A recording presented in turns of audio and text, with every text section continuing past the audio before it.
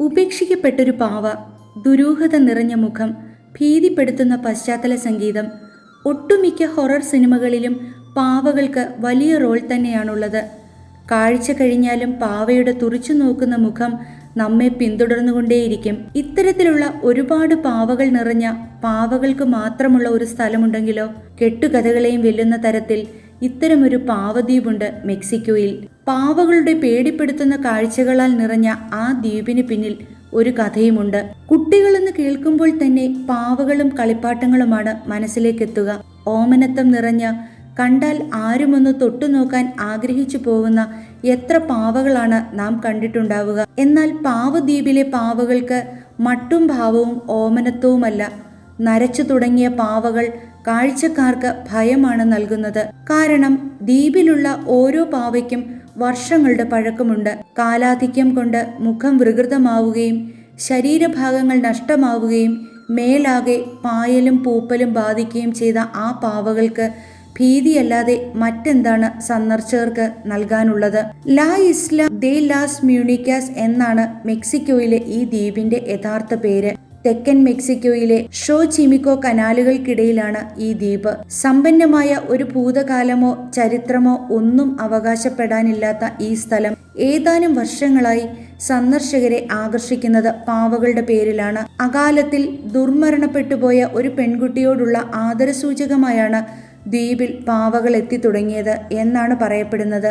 ആ സംഭവം അന്ന് ദ്വീപിന്റെ ഉടമസ്ഥനായ ജൂലിയൻ സന്താന ബറേറ അവകാശപ്പെട്ടത് ഇങ്ങനെയാണ്. നിരവധി വർഷങ്ങൾക്ക് മുൻപ് ദ്വീപിന് സമീപത്തെ താമസക്കാരിയായ ഒരു പെൺകുട്ടി ദുരൂഹ സാഹചര്യത്തിൽ ദ്വീപിന് ചുറ്റുമുള്ള വെള്ളത്തിലെ താമരച്ചെടികൾക്കുള്ളിൽ വീണ് മുങ്ങി മരിക്കുന്നു. ദ്വീപിന് സമീപത്ത് അവളുടെ മൃതദേഹം കണ്ടെത്തുകയായിരുന്നു.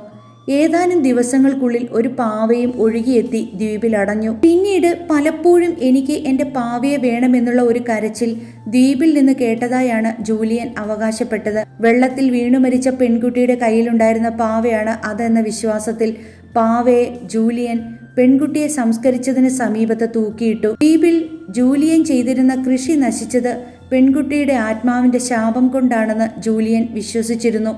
ആത്മാവിനെ സന്തോഷിപ്പിക്കാനായി പിന്നെയും ഒരുപാട് പാവകളെ അദ്ദേഹം ദ്വീപിലേക്ക് എത്തിച്ചു.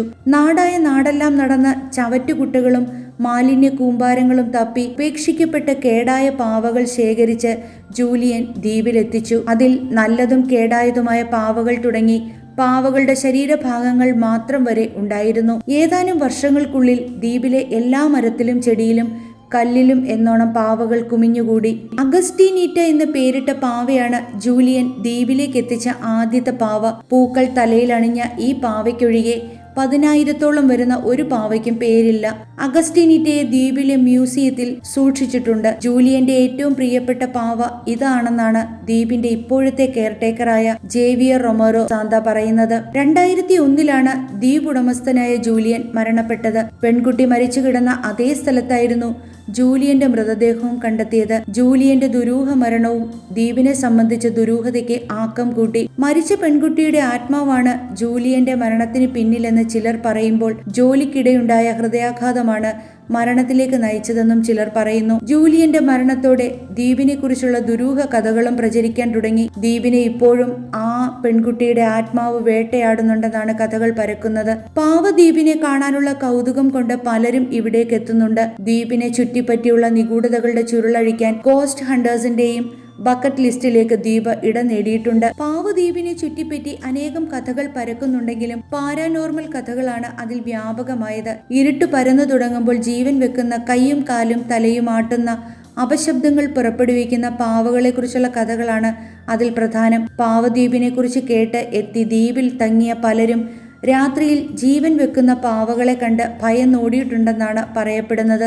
ഭീതിപ്പെടുത്തുന്ന കഥകൾ പ്രചരിച്ചതോടെ ദ്വീപ് സന്ദർശിക്കാൻ എത്തുന്നവരെല്ലാം ദ്വീപിൽ പുതിയ പാവകളെയോ അല്ലെങ്കിൽ പാവകൾക്ക് എന്തെങ്കിലും തരത്തിലുള്ള സമ്മാനങ്ങളോ നൽകാൻ തുടങ്ങി. എന്നാൽ ദ്വീപ് സന്ദർശിച്ച ചിലരെങ്കിലും ഈ അസാധാരണ സംഭവങ്ങളെ തള്ളി പറയുന്നുണ്ട്. കെട്ടുകഥകൾ കേട്ട് പേടിയോടെ സന്ദർശനത്തിനെത്തുന്നത് കൊണ്ടാണ് പലതും തോന്നുന്നത്. ഈ കൗതുക കാഴ്ചകൾക്കപ്പുറം മറ്റൊന്നും ഈ പാവകൾക്കോ പാവദ്വീപിന് ഇല്ലെന്നുമാണ് ഇവരുടെ ഭാഷ്യം. എന്നാൽ പാവകൾക്കിടയിൽ നിന്ന് അപശബ്ദങ്ങളും തേങ്ങലുകളും ഇപ്പോഴും കേൾക്കാമെന്നാണ് ജൂലിയന്റെ അനന്തരവനായ ദ്വീപിന്റെ ഇപ്പോഴത്തെ കെയർടേക്കറായ ജേവിയർ റൊമോറോ സാന്ത പറയുന്നത്, പല ദിവസങ്ങളിലും ഒരു പെൺകുട്ടിയുടെ കരച്ചിലുകൾ കേൾക്കാറുണ്ട്. ശബ്ദത്തിന്റെ ഉറവിടം തേടി പോയാൽ ശബ്ദം അകന്നു പോകുന്ന പോലെ തോന്നും. ഇടയ്ക്ക് വെള്ളത്തിന്റെ അടിയിൽ നിന്ന് ശബ്ദം ഉയരുന്നത് പോലെ തോന്നും. ഭയപ്പെടുത്തുന്ന ആ ശബ്ദം എന്തുകൊണ്ടാണെന്ന് അറിയില്ലെന്നും ജോവിയർ പറഞ്ഞു. ആയിരക്കണക്കിന് പാവകൾ മാത്രമല്ല, അത്രത്തോളം തന്നെ ചിലന്തികളുടെയും വിഹാര കേന്ദ്രമാണ് ഈ ദ്വീപ്. കാടുപിടിച്ചു കിടക്കുന്ന ദ്വീപിലെങ്ങും ചിലന്തികൾ വലിയ വലകൾ കെട്ടിയിരിക്കുകയാണ്. പാവകൾ പലതും വലകളാൽ മൂടപ്പെട്ടിരിക്കുന്നു.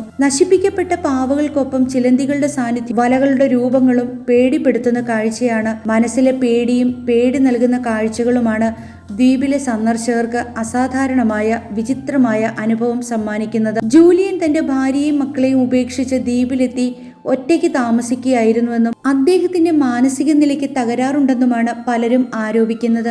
പാവകളെ ദ്വീപിലെത്തിച്ചത് ജൂലിയനാണെന്നും വെറുമൊരു കൗതുകത്തിനപ്പുറം മറ്റൊന്നും ദ്വീപിലില്ലെന്നും പറയപ്പെടുന്നു. വാസ്തവം എന്തായാലും ജൂലിയന്റെ വരവോടെ ദ്വീപിന്റെ തലവര പോലും മാറിമറിഞ്ഞു. ആരോരും തിരിഞ്ഞു നോക്കാനില്ലാത്ത ദ്വീപിൽ പാവകൾ നിറഞ്ഞതോടെ ദ്വീപിനെ സഞ്ചാരികൾ തേടിയെത്താൻ തുടങ്ങി. കെട്ടുകഥകളും അകമ്പടി എത്തിയതോടെ നിഗൂഢ സ്ഥലങ്ങളുടെ ഭൂപടത്തിലേക്ക് പാവദ്വീപും ഇടം നേടി. ദ്വീപിന് ചുറ്റുമുള്ള കനാൽ വെള്ളം ആമ്പൽ ചെടികളാൽ നിറഞ്ഞതായിരുന്നു. ആമ്പൽ പൂക്കാലവും പൂക്കാലത്തിനും സഞ്ചാരികളെ ഇവിടേക്ക് ആകർഷിക്കുന്നതിൽ വലിയ പങ്കുണ്ട്.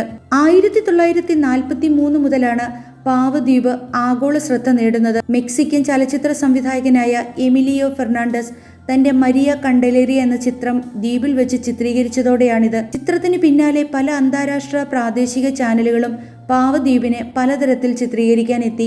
ഹഫിംഗ്ടൺ പോസ്റ്റിലും ട്രാവൽ ചാനലിലും ABC ന്യൂസിലും തുടങ്ങി ഗിന്നസ് റെക്കോർഡിൽ പോലും പാവദ്വീപ് ഇടം നേടി. The world largest collection of haunted dolls എന്ന വിഭാഗത്തിലാണ് പാവദ്വീപ് റെക്കോർഡ് നേടിയത്. ആമസോൺ പ്രൈമിലെ ഡോക്യുമെന്ററി സീരീസായ ലോറിയിലും ദ്വീപ് ഇടം നേടി. ദ്വീപിന്റെ കഥകൾ ദേശത്തിന്റെ അതിരും കടന്ന് പ്രചരിച്ചതോടെ ലോക സഞ്ചാരികൾ പാവദ്വീപിനെ തേടിയെത്താൻ തുടങ്ങി. മെക്സിക്കോയിൽ നിന്ന് 1.5 മണിക്കൂർ ബോട്ടിൽ യാത്ര ചെയ്ത് സഞ്ചാരികൾക്ക് ദ്വീപിലെത്താം. ഒട്ടുമിക്ക ബോട്ടുകളും ദ്വീപിലേക്ക് യാത്ര വാഗ്ദാനം ചെയ്യുന്നുണ്ടെങ്കിലും പ്രേതകഥകളിൽ വിശ്വസിച്ചിരുന്ന ചിലർ സഞ്ചാരികളെ ഇവിടേക്ക് പ്രവേശിക്കുന്നതിൽ നിന്ന് വിലക്കുന്നുണ്ട്. സഞ്ചാരികൾക്ക് ദ്വീപിലേക്ക് പാവകളെ എത്തിക്കാം, പക്ഷേ ദ്വീപിൽ നിന്ന് പുറത്തേക്ക് ഒരെണ്ണത്തിനെ പോലും കൊണ്ടുപോകാൻ സാധിക്കില്ല. മോഷ്ടിച്ചാൽ പോലും അതിന് പരിണിത ഫലം ഉണ്ടാകുമെന്നാണ് സന്ദർശകരും ദ്വീപ് കെയർടേക്കറും സമീപവാസികളുമെല്ലാം പറയുന്നത്. പാവദ്വീപിൽ ഇപ്പോൾ താമസക്കാർ ആരുമില്ല. ഉപേക്ഷിക്കപ്പെട്ട മരം കൊണ്ടുണ്ടാക്കിയ 2 കെട്ടിടങ്ങളും പഴയ ഒരു മ്യൂസിയവും മാത്രമാണ് ഇവിടെയുള്ളത്. ഇവയിൽ നിറയെ പാവകളാണുള്ളത്. ദുരൂഹ സാഹചര്യത്തിൽ മരിച്ച പെൺകുട്ടിയുടേതെന്ന് കരുതുന്ന ആദ്യ പാവ മ്യൂസിയത്തിൽ സൂക്ഷിച്ചിരിക്കുന്നു. ദ്വീപിനെ കുറിച്ച് പ്രസിദ്ധീകരിച്ച നിരവധി പത്രമാസിക റിപ്പോർട്ടുകളുടെ പകർപ്പുകളും മ്യൂസിയത്തിലുണ്ട്. പാവദ്വീപിന്റെ അസാധാരണത്വത്തിന് ഇതുവരെ സ്വാഭാവിക വിശദീകരണം ഒന്നും ലഭ്യമല്ല. പക്ഷേ കൗതുക ദ്വീപ് സഞ്ചാരികളെ എന്നും ആകർഷിച്ചുകൊണ്ടേയിരിക്കുകയാണ്. പാവദ്വീപിനെ കുറിച്ചുള്ള ഈ വീഡിയോ ഇഷ്ടമായെങ്കിൽ ലൈക്ക് ചെയ്യുക, ഷെയർ ചെയ്യുക, സബ്സ്ക്രൈബ് ചെയ്യുക. പുതിയൊരു വീഡിയോയുമായി വീണ്ടും കാണാം.